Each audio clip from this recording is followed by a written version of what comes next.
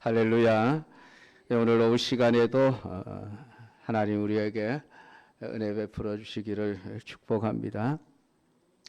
여러분, 세상과 우리 교회의 관계는 어떤 관계일까요?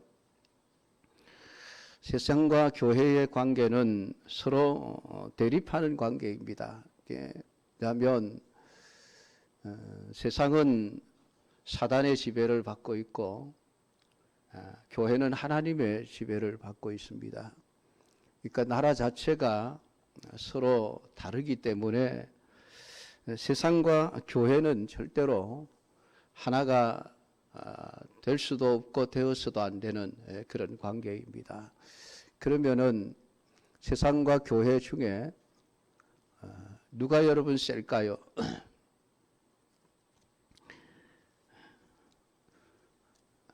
세상이 센 것처럼 보이죠.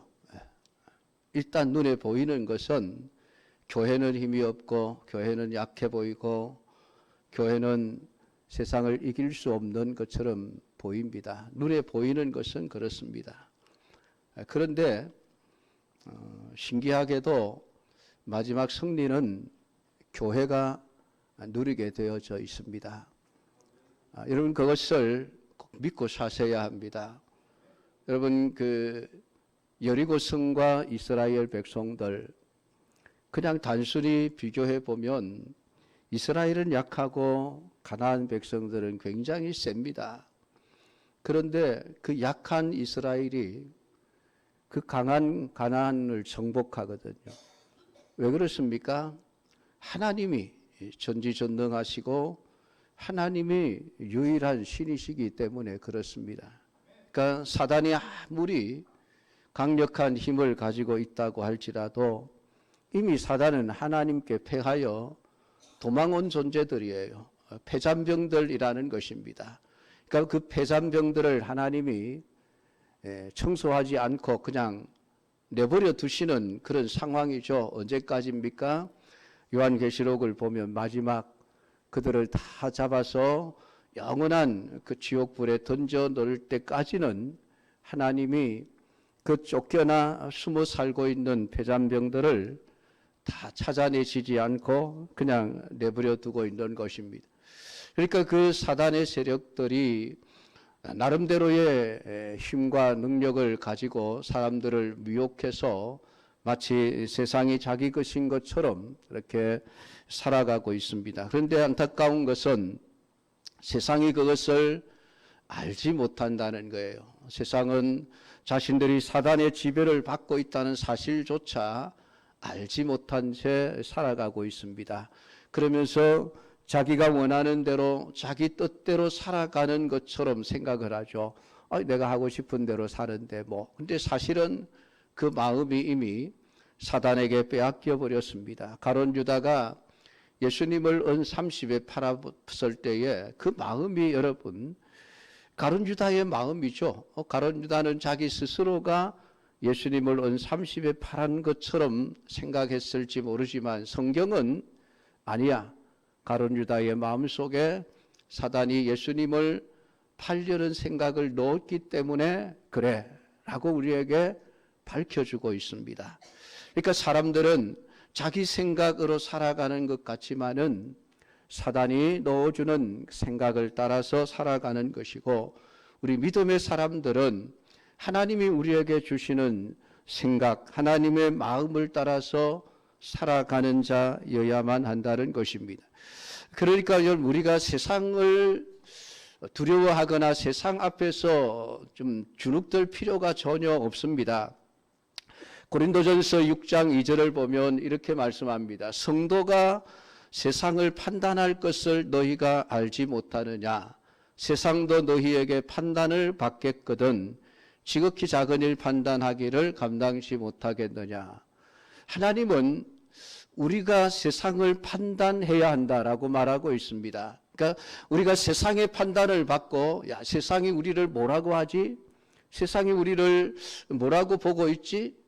그렇게 세상이 우리를 잘 봐주고 높게 쳐주기를 바라서 어쩔 줄 모르고 전전긍긍하는 그러한 나약한 모습을 보일 것이 아니라 오늘 우리가 세상 위에 서서 세상이 잘못됐다, 잘됐다라고 하는 것을 판단하고 평가하는 그런 위치에 있는 자들이 교회의 성도라고 하는 것을 여러분들이 분명히 알고 있어야만 합니다.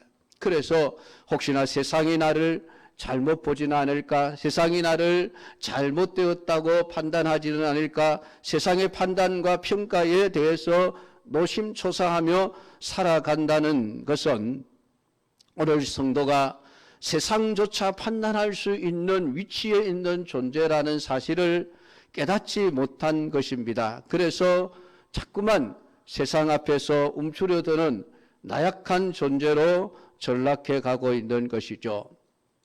우리는 세상이 나를 어떻게 평가하는 데에 대해서 관심을 버려야만 합니다. 우리 스스로가 이 세상을 평가하면서 세상은 잘못되어서 하나님의 말씀대로 망해갈 거야 라는 그런 세상을 평가할 수 있는 위치에 있어야만 합니다. 신자가 누구입니까? 믿음을 가진 자들입니다. 믿는 자라고 이야기를 하죠. 그런데 이 믿음이라고 하는 게 내가 마음만 먹으면 얼마든지 쉽게 가질 수 있는 것이 아닙니다. 믿음은 하나님이 주시는 선물이라고 성경은 밝혀놓고 있습니다. 우리가 잘 아는 에베소서 2장 8절에 너희가 그 은혜를 인하여 믿음으로 말미암아 구원을 얻었나니 이것이 너희에게서 난 것이 아니요 하나님의 선물이라. 그러니까 믿음은 우리에게서 난 것이 아니고 하나님이 내게 주신 선물입니다. 그래서 내가 예수님을 믿는 것이고 세상 사람들이 예수님을 믿지 못하고 구원을 받지 못하는 것은 하나님이 그들에게 믿음을 아직 주시지 않으셨기 때문입니다. 우리가 기대할 수 있는 것은 하나님이 언제 저 사람들에게 믿음을 줄 것인가 라는 기대를 가지고 복음을 전하는 것이지요. 우리가 사람들을 구원해낼 수 있는 것은 결코 아닙니다. 우리는 구원의 길이 예수 그리스도에게 있음을 가르쳐 줄 뿐이고 그것을 믿고 안 믿고는 하나님이 믿음을 주실 때에만 가능한 것입니다. 자, 그러면은 오늘 우리가 하나님을 믿고 있다라고 할 때에 우리의 믿음은 여러분이 만들어낸 것입니까? 하나님이 주신 것입니까? 하나님이 우리에게 선물로 주신 것이다라고 하는 것이죠. 근데 정말 우리가 믿음을 하나님의 선물로 여기고 있는가라고 하는 것이죠.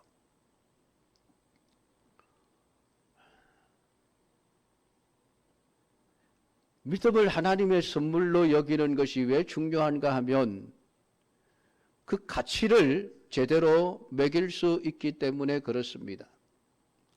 여러분이 혹시 대통령에게 어떤 선물 하나 받아보신 분이 계십니까? 대통령이 뭐 시계를 나누어 주고 뭐 해마다 그러죠. 그러는데 그 받는 사람들은 불과 몇 사람 되지를 않습니다. 저는 아직 구경도 못 해봤는데요. 뭐 저 같은 사람에게 뭐 대통령이 선물을 주겠습니까마는 그 대통령이 준 선물이라고 할 때에 그 선물의 가치가 여러분 얼마나 크겠습니까? 그러니까 사람들이 그거 하나 받으면 자랑하고 싶고 자신이 마치 대단한 존재, 나 대통령에게 선물 받은 사람이야. 그렇게 당당하게 여러분 그것을 자랑하지 않겠습니까? 그러니까 대통령의 선물은 특정한 사람들만이 받을 수 있는 것입니다. 그래서 대통령으로부터 받은 선물을 귀하게 여기고 나도 어떻게 했었는지 하나 받았으면 좋겠다라는 그런 생각을 하게 되어지죠. 그런데 하나님과 대통령을 비교해 보십시다.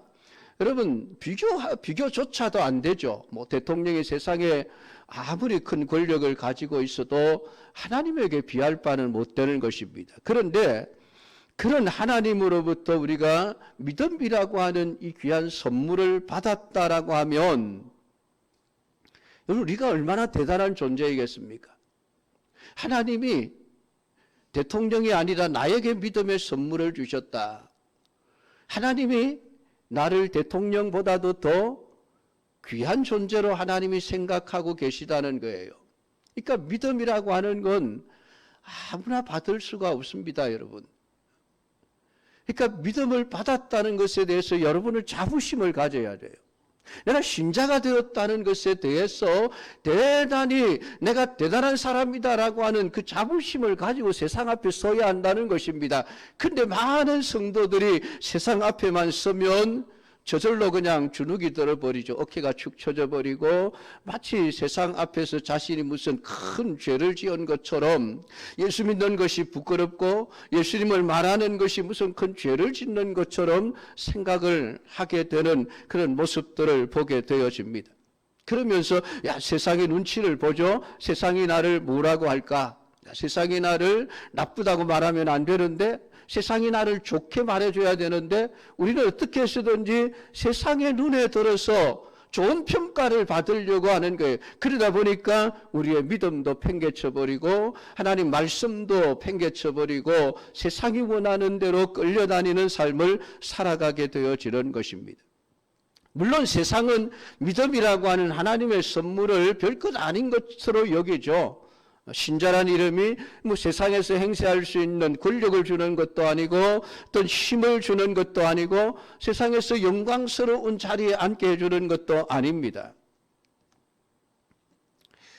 그러다 보니까 성도들조차도 세상의 풍조에 휩쓸려 가버리는 것이죠. 세상과 함께 신자 자신도 신자라고 하는 이 이름을 그냥 별것 아닌 것으로 여기면서 살아간다는 것입니다. 사랑하는 성도 여러분, 신자라는 이름은 아무에게나 주어지는 것이 아닙니다. 오직 하나님의 생명책에 그 이름이 기록된 자들에게만 주어지는 선물이요 은총이라고 하는 것을 여러분들은 확실하게 깨닫고 믿으시기를 주님의 이름으로 축복합니다. 그렇기 때문에 신자라는 대단한 이름을 가지고 살아가면서 세상에 굴복하고 세상에 어울려서 세상의 눈치를 보고 살아가는 자가 되어서는 안 될 것입니다. 지난 시간에 음료에 대한 말씀을 드렸습니다. 음행은 하나님의 은혜를 따라 살아가는 것이 아니라 세상 사람들의 풍요로움과 세상 사람들의 화려함에 이끌려 살아가는 삶을 음행이라고 성경은 말씀을 하고 있습니다. 그러니까 이스라엘 백성들이 음행에 빠진 이유가 무엇입니까? 이스라엘이 얼마나 하나님께 선택을 받은 위대한 곧 대단한 존재인가, 얼마나 귀한 존재인가라고 하는 것에 대해서 잊어버렸기 때문에 그렇습니다. 이스라엘이라고 하는 존재는 여러 세상의 모든 민족 가운데서 특별히 하나님의 관심을 받고 하나님의 선택을 받은 민족입니다. 그리고 죽음 속에서 하나님이 살려주시는 생명을 받은 존재이죠. 그러니까 홍해를 건너면서 하나님이 애굽의 모든 그 강력한 힘과 권력을 가진 바로와 그 병거들을, 그 군대를 싸그리 홍해물에 다 수장시켜 버립니다. 근데 그런 죽음의 그 현장에서 살아난 민족이 히브리 민족, 이스라엘 민족입니다. 하나님이 살려주신 민족이죠. 하나님의 약속이 이스라엘을 보호하고 지켜주고 계셨던 것입니다. 그러니까 참으로 대단한 민족이 이스라엘 민족입니다. 그런데 결국 그들이 가나안 땅에 들어가서 그들은 자신들이 얼마나 하나님의 그런 선택을 받은 대단한 민족인가라고 하는 것을 무시해버리고 세상의 화려함과 세상의 권력과 세상의 힘 앞에 무너져 버렸습니다. 그래서 세상이 가는 길을 따라갔고 세상이 섬기는 우상을 숭배했고 결국은 하나님의 은혜 아래서 살아가는 삶을 포기하고 세상이 가는 삶을 따라간 것입니다. 그것을 성경은 늘 음행이라고 말을 하면서 이스라엘이 그래서 바벨론을 통해서 망하는 길로 가게 되어진 것입니다. 사랑하는 성도 여러분, 오늘 우리가 믿음의 사람으로서 예수 그리스도의 그 피와 생명을 희생했으라도 나를 살려주셨다라고 하는 내 자신에 대한 하나님이 매기고 있는 내 자신의 가치, 이것은 세상 모든 것보다도 하나님이 나를 귀하게 여기고 있다는 것입니다. 그런데도 우리는 그러한 가치를 아무것도 아닌 것처럼 여기고 세상 사람들이 살아가고 있는 화려함과 사치와 풍요로움을 내가 받은 믿음보다도 은혜보다도 더 가치 있는 것으로 여기고 살아간다면 그것이 곧 음행이요 음료에 취해 살아가는 삶이라고 하는 것을 여러분들은 반드시 명심하셔야만 합니다. 6절의 말씀을 보면 내가 보면 이 여자가 성도들의 피와 예수의 증인들의 피에 취한지라 내가 그 여자를 보고 놀랍게 여기고 놀랍게 여기니라 라는 말씀을 하고 있는 것을 보고 있습니다. 요한이 하나님이 보여주시는 세상의 모습을 보면서 그 세상의 힘 앞에 많은 예수님의 증인들, 성도들이 피를 흘리고 당하는 모습을 본 것입니다. 그러니까 세상의 힘 앞에 성도들이 무력하게 피를 흘리며 죽어가는 순교의 모습들을 보게 된 것이죠. 그러면서 그 여자를 보고 아주 크게 놀랍게 여기고 놀랍게 여겼다라고 말씀을 해주고 있습니다. 그렇죠? 놀랍죠? 예수 믿는 사람들이 세상 사람들에 의해서 핍박을 받고 환난을 당하고 순교를 당하는 이런 모습을 보면 와 대단하다, 여기 놀랍다라고 표현되어져 있는 이 헬라어 가지고 있는 단어는 대단하다 대단하다 하고 칭송한다는 의미의 단어입니다.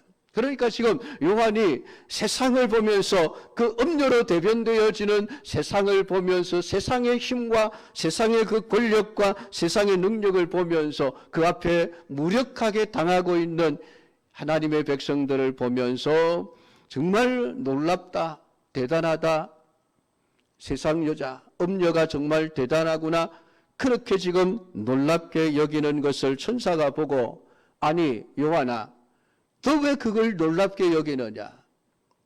그 천사가 이 요한에게 네가 본 짐승의 비밀, 네가 여자와 그가 탄 7머리와 10뿔 가진 짐승의 비밀을 내가 가르쳐준다. 그 비밀을 알게 되어지면은 너는 그 음녀와 그 짐승을 보고 절대로 놀랍게 여기지 않게 될 것이야. 천사가 지금 그 음녀와 그 음녀가 타고 있는 10뿔 가진 그 짐승의 비밀을 보여주겠다라고 지금 말씀을 해주고 있습니다. 음녀의 적은 성도들과 예수의 증인들입니다. 세상의 적은 신자들이죠. 교회는 세상의 적입니다. 왜냐하면 교회가 세상을 죄라고 자꾸만 이야기를 하기 때문에 그렇습니다. 그래서 교회가 공격을 받습니다. 교회가 만약에 세상의 죄와 악을 보면서 죄가 아니다라고 말을 한다면은 절대 공격받을 일이 없습니다. 그래서 많은 교회들이 지금 타협을 하죠. 공격받기가 싫어서 세상의 죄를 죄라고 말하지 않고 입을 다물어 버리는 그런 경우들을 보게 되어집니다. 그러나 오늘 우리 교회는 끝까지 세상과 맞서 싸워야만 될 적이라고 하는 사실을 알아야만 합니다.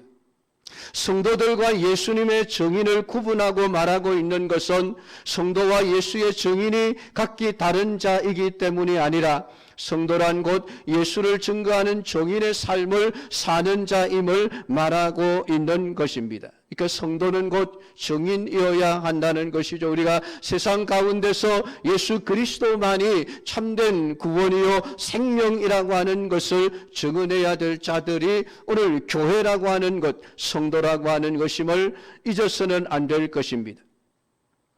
그러니까 음녀와 성도는 함께 어울릴 수 있는 관계가 아니죠. 피를 흘릴 수밖에 없는 관계입니다. 그래서 음녀는 세상에 대해서 화려함과 온갖 사치와 물질의 풍요함을 제공해 주면서 사람들로 하여금 자신을 숭배하고 따르고 경배하게 만드는 것입니다. 그러한 세상 가운데서 예수님의 증인으로 존재하는 성도들은 돈과 화려함을 추구하면서 살아가는 것이 아니라 오늘 예수 그리스도가 세상에서 사실 때에 말씀으로 산다라고 말씀하신 것처럼 우리가 하나님의 말씀과 하나님의 은혜 안에서 살아가는 자들이 되어지는 것입니다. 그러니까 세상은 이러한 교회를, 이러한 성도들을, 이러한 예수님의 증인을 용납할 수가 없는 것입니다.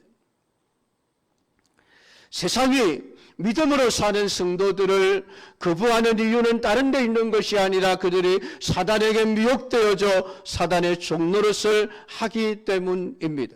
그러니까 교회는 물질의 풍요를 추구하고 목표하며 살아가는 것이 아니라는 것을 알아야만 합니다. 모든 물질과 풍요로움은 사실 하나님으로부터 주어지는 것이죠.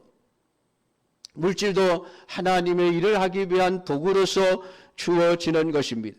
그러니까 어떤 사람에게는 많은 것을 주실 수 있고 어떤 사람에게는 적게 주실 수가 있습니다. 그것은 각자 맡은 역할이 다르기 때문입니다.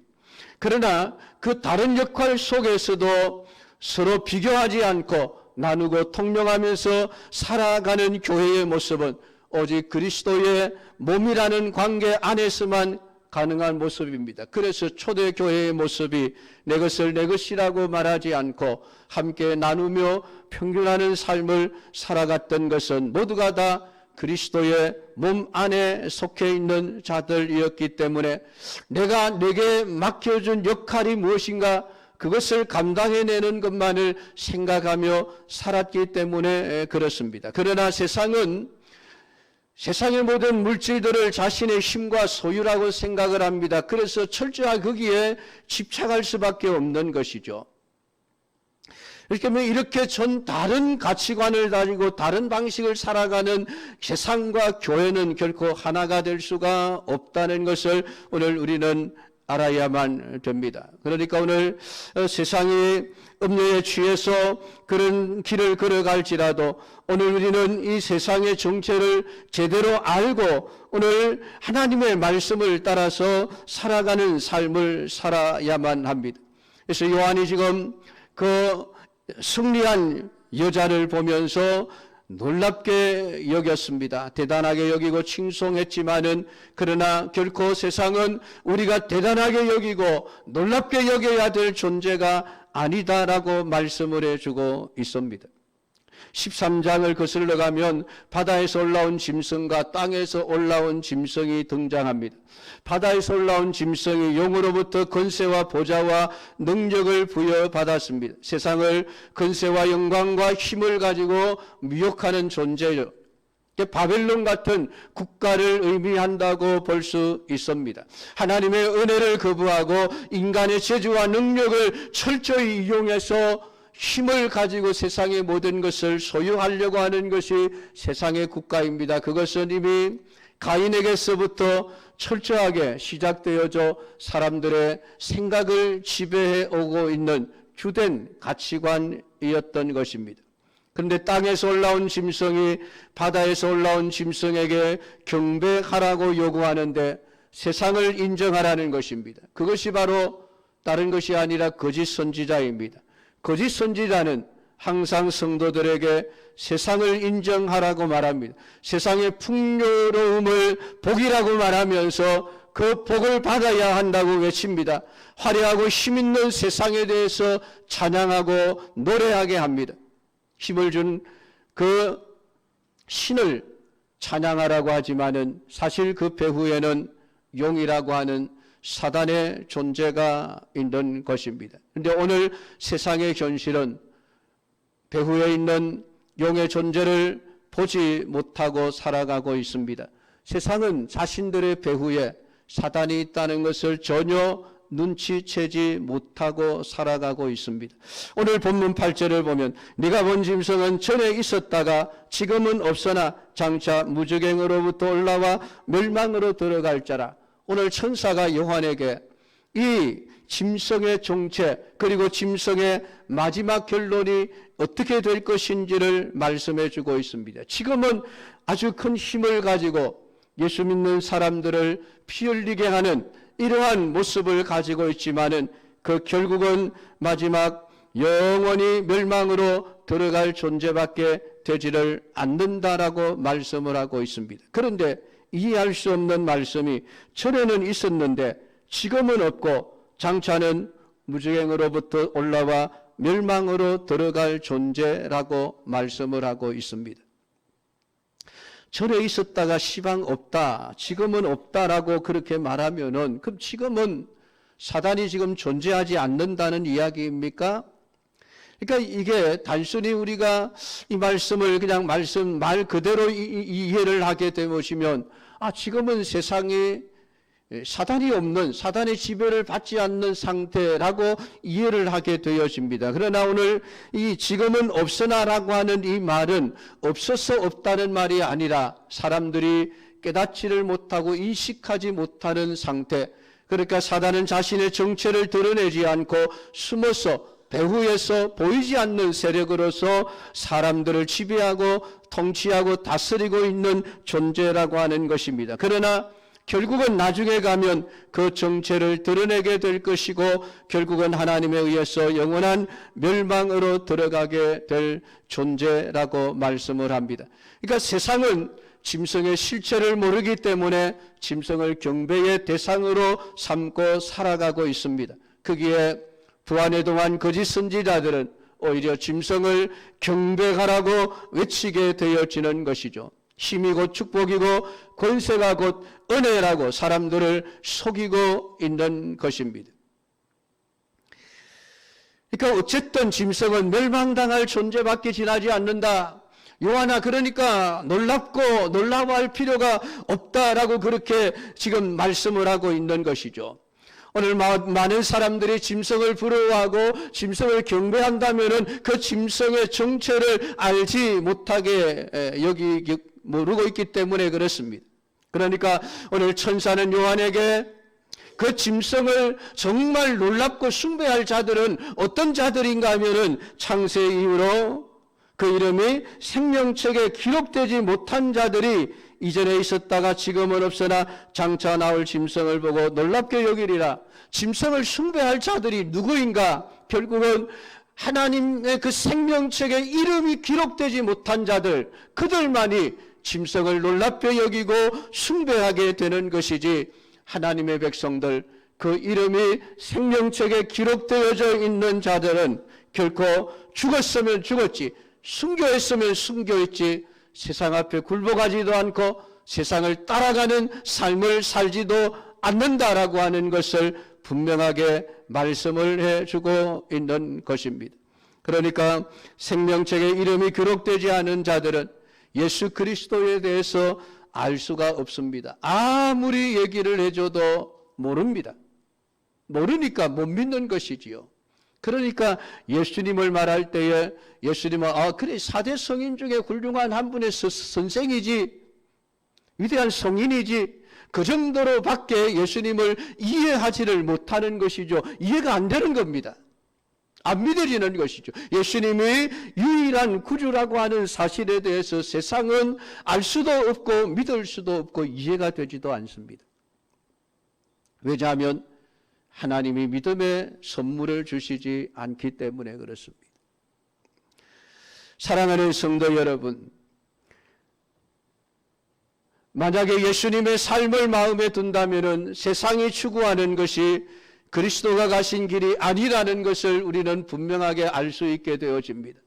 우리가 정말 하나님의 말씀을 따라서 주님이 우리에게 주신 믿음의 눈을 가지고 세상을 본다면은 이 세상은 우리가 가야 할 길이 아니고 세상의 것은 우리가 얻어야 할 것이 아니라고 하는 것을 깨닫게 되어진다는 것입니다.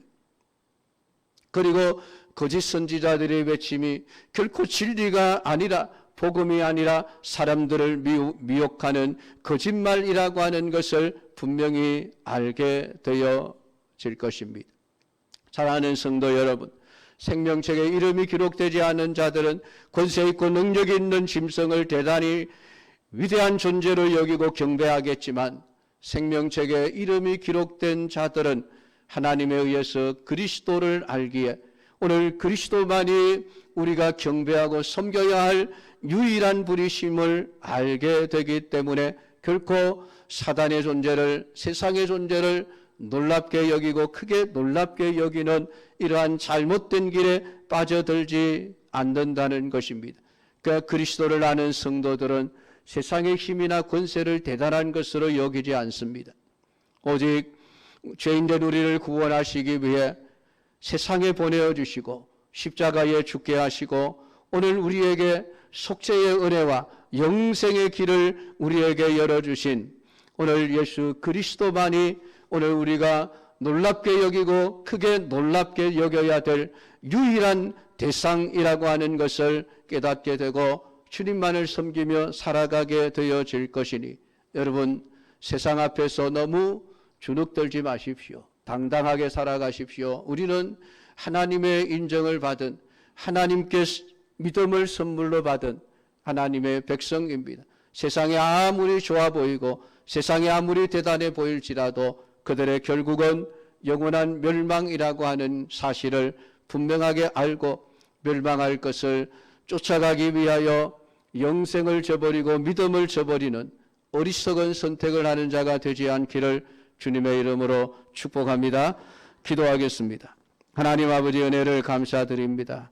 오늘도 우리에게 주신 요한계시록의 말씀을 묵상하면서 세상이 대단한 존재처럼 보이지만은 우리는 결코 놀랍게 여기지 않을 것은 그들의 마지막이 결국은 영원한 멸망이기 때문입니다.